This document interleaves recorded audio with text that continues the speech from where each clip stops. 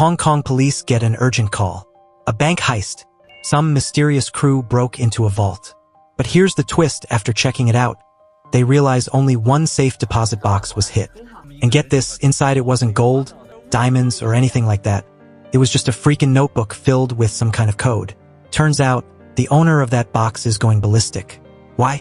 Because that notebook held half of his crypto password. Half. Now, with that half of the key in the wrong hands, over $500 million worth of his crypto is suddenly at risk of just poofing into thin air.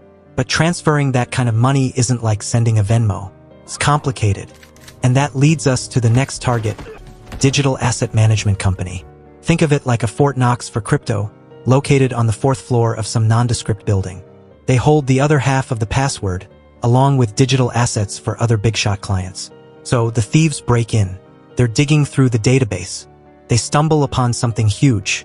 Buried in that data is the password belonging to a legendary billionaire. This guy was the CEO of the biggest crypto exchange in Kuala Lumpur.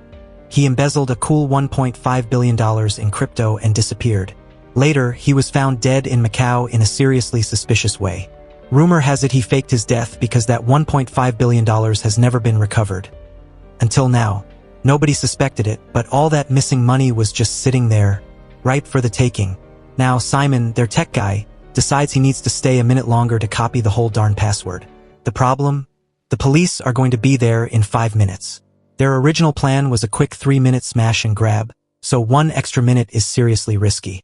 Staying could mean getting caught. But the rest of the crew are all hyped about the potential score and agree with Simon. Lao Lang, the leader of this young crew, knows he can't stop them, so he decides to stay and cover their backs.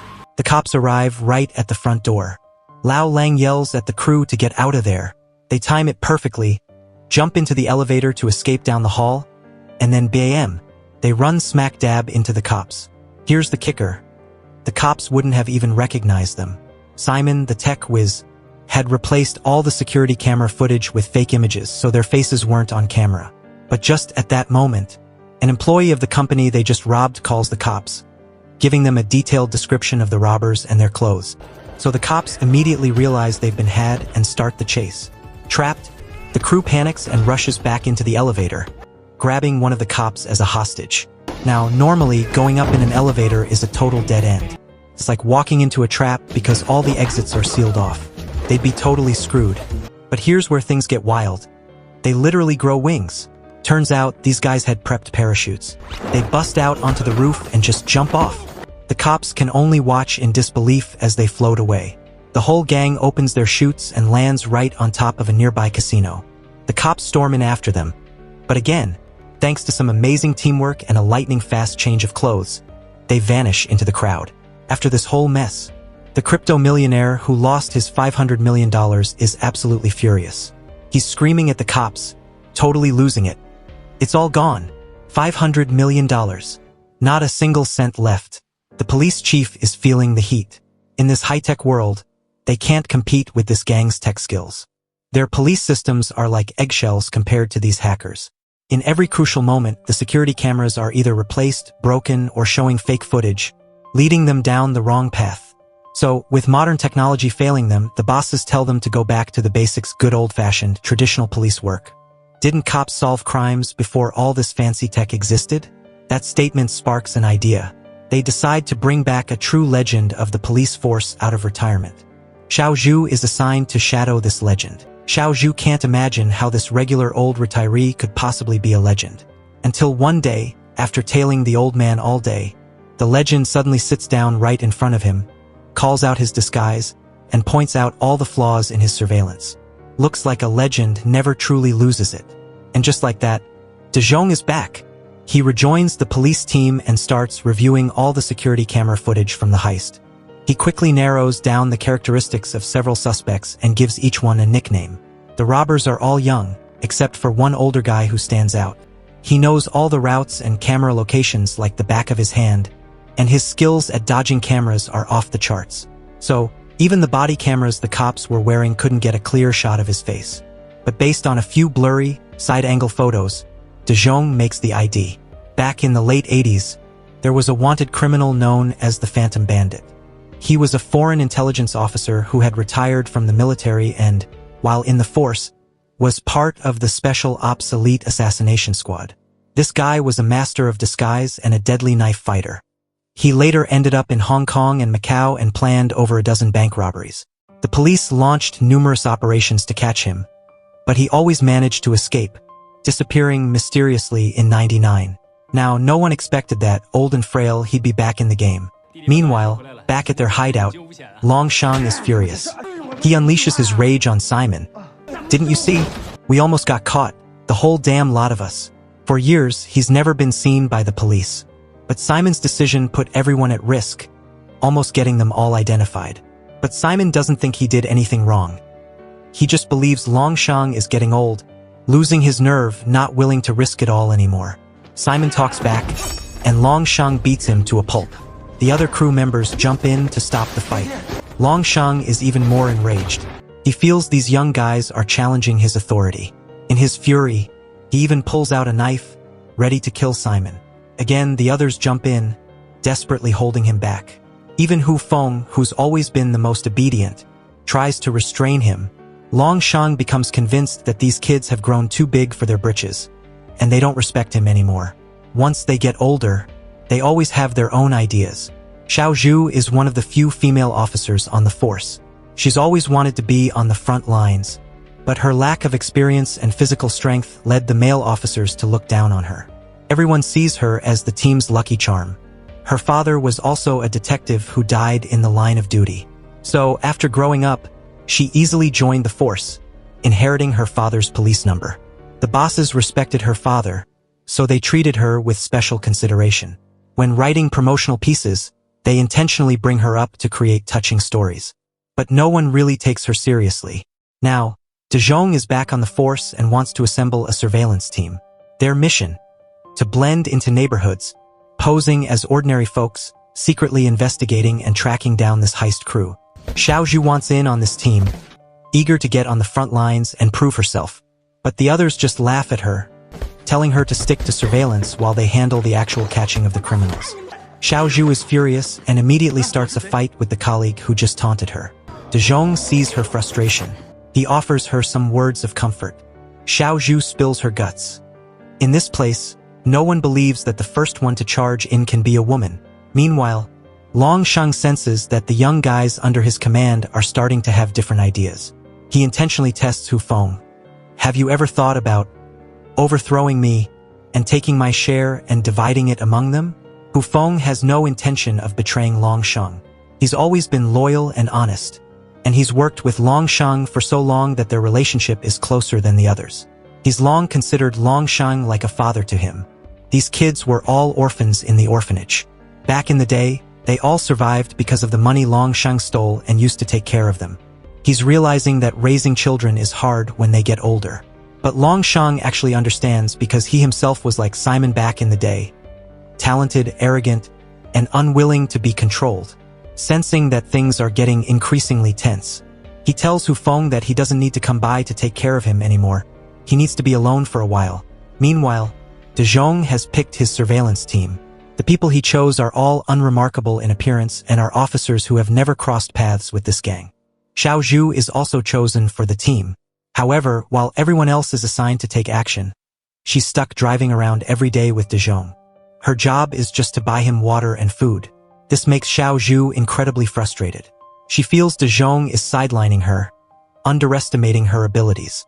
That day, while driving past a small alley, even though she was on a surveillance mission, she noticed a group of thugs harassing people. In that moment, her inner hero awakens, and she can't help but charge in and fight the thugs.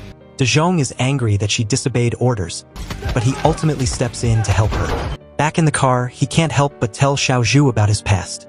Actually, there's a big misunderstanding between him and Xiao Zhu. They've known each other for a long time. Years ago, Xiao Zhu's father and he were colleagues and partners. But during one surveillance mission, De Jong spotted a human trafficker on the street. He should have concealed his identity as a police officer, but he couldn't help but try to arrest the trafficker. As a result, their cover was blown. Xiao Zhu's father, in order to protect him, was shot and killed. This incident taught De Jong to always act according to orders from that day on. Hearing these words, Xiao Zhu's eyes redden. This is the first time she's learned the cause of her father's death, and she finally recognizes her own mistakes. Right at that moment, the car passes a market. For a split second, they unexpectedly catch a glimpse of a familiar figure. Attention all units! Attention all units! The phantom has been spotted. Longshang is indeed very good at avoiding cameras. The cameras in the market are completely unable to capture his face head-on. To confirm his identity, they can only rely on the surveillance team to identify him with their own eyes. A few people carefully approach, afraid of alarming Longshang. The others on the surveillance team have already been seen by him in the past few days. Getting too close would definitely make Longshang suspicious. And the only one at the scene who has never been seen by Longshang, who hasn't been exposed, is Xiaozhu. De Jong assigns this glorious task to Xiaozhu. Xiaozhu carefully approaches, but doesn't dare to look directly at Longshang. She pretends to look for something she dropped on the ground, and relying on the reflection in a dirty puddle, she sees Longshang's face and confirms that he is the person they are looking for. Immediately afterwards, they follow Longshang all the way to his residence. But the building where Longshang lives has a lot of residents. They can only determine which section he lives in, but they can't pinpoint the exact apartment within that section. Among hundreds of households, identifying Longshang's specific floor and room number is crucial. At this critical moment, Xiaozhu steps up to take on this difficult task. She follows Longshang into the elevator, but Longshang has already started to suspect the girl who's been lingering around him since earlier. Specifically, when Xiaozhu unconsciously raises her hand to her ear to communicate with her teammates. Longshang notices the gesture. He senses something is wrong with this girl and quietly pulls out his knife. Fortunately, right at that moment, De Jong notices something amiss and follows them. He pretends to be Xiaozhu's father, loudly scolding her for being preoccupied with dating and dressing up, and casually removes her earring. Seeing that Xiaozhu's ear is actually wearing an earring and not an earpiece, Longshang temporarily lowers his guard and puts his knife away. However, he's still not entirely convinced. De Jong then quickly presses the top floor button, floor 25. When the elevator arrives, he drags Xiaozhu out. At this point, Xiaozhu is sweating with fear, not knowing what to do next. De Jong calmly shows off his lock-picking skills, casually opening the door to a random apartment and walking inside. At this point, Longshang, in the elevator, sees them enter the apartment and leaves, finally feeling relieved. That night, the police use infrared cameras to monitor Longshang and discover that he's just sitting on the sofa, popping bubble wrap and staring blankly at a bag.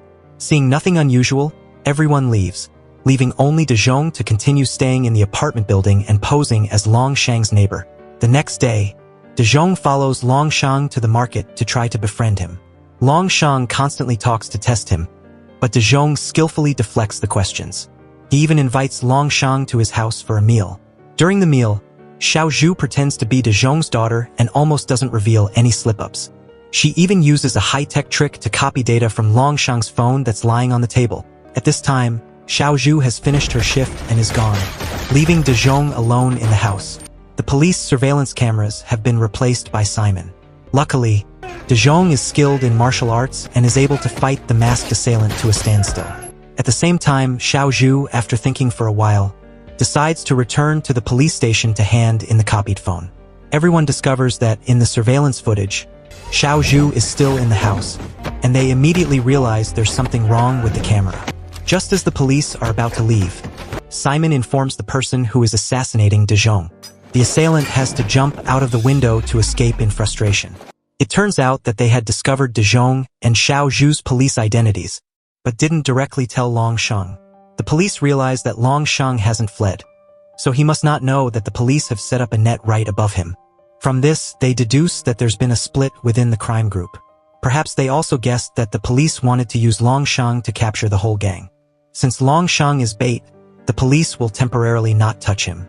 The assassination attempt on De Jong was just a probing action. They wanted to create chaos to take the opportunity to rescue Longshang. But now that the plan has failed, they will definitely take new actions. In another development, Simon begins to recruit more online henchmen to seize a digital vault. 3 days later, Longshang suddenly goes out, and the criminal police team immediately follows him. Unexpectedly, De Jong and Xiaozhu's car is ambushed on the road. Just as the car passes the main gate of the police station, it's rammed head-on.